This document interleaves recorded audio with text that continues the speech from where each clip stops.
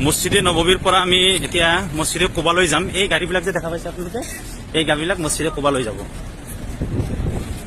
আমি 2 তলা বিশিষ্ট বাছ যিখন মানে ইলেক্ট্ৰিক যিখন আছে তাতে বহিম। ইয়াতে মজাটো অলপ বেলেগ হ'ব। হা ভাইজান,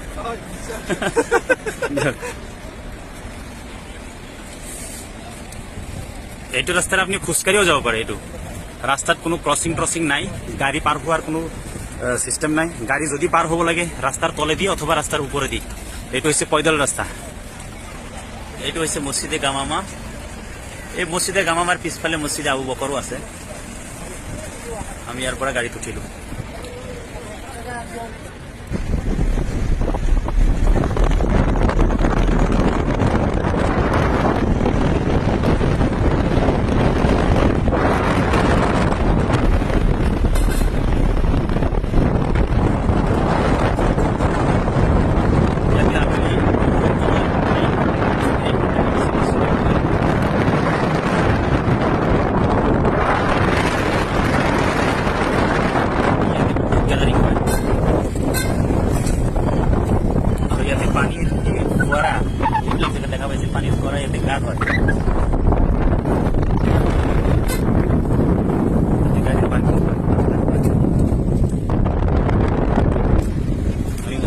পালো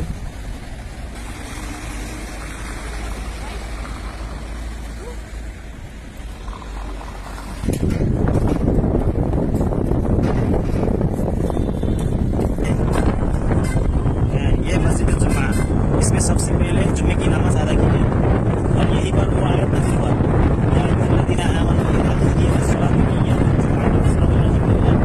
वो आयत जो है इसका नाज़िल हुआ। हाँ, एक नाज़िल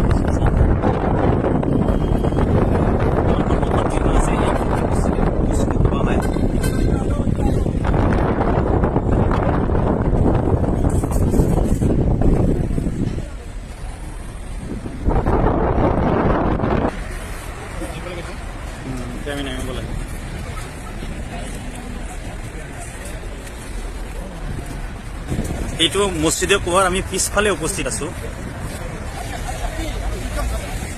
মহিলাসকল একেবাৰে পিছফালৰ লেফ্ট চাইডেদি সোমাই আছে। মহিলা সেইফালেদি এন্ট্ৰি হয় আৰু এইফালেদি এক্সিট হয়।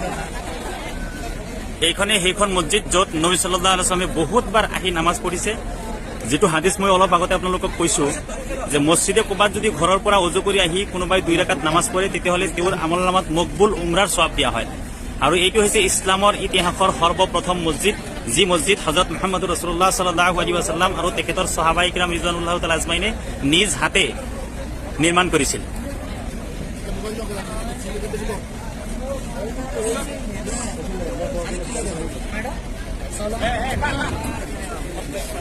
আমি পিছফালেদি সোমাই একেবাৰে সন্মুখলৈ গুচি যাম ইনশাআল্লাহ। মছজিদে কোবা আমি সন্মুখত গৈ পেলাই 2 ৰাকাত নামাজ ইনশাআল্লাহ পঢ়িম। এইটো হৈছে ইছলামৰ ইতিহাসৰ সৰ্বপ্ৰথম মছজিদ, যি হযৰত মুহাম্মদ সাল্লাল্লাহু আলাইহি ওয়াসাল্লাম আৰু তেখেতৰ সাহাবায়ে কিৰাম ৰিজৱানুল্লাহৰ নিজ হাতে নিৰ্মাণ কৰা। ৰাতিপুৱাৰ সময়ত বেছি ভিৰ হয়।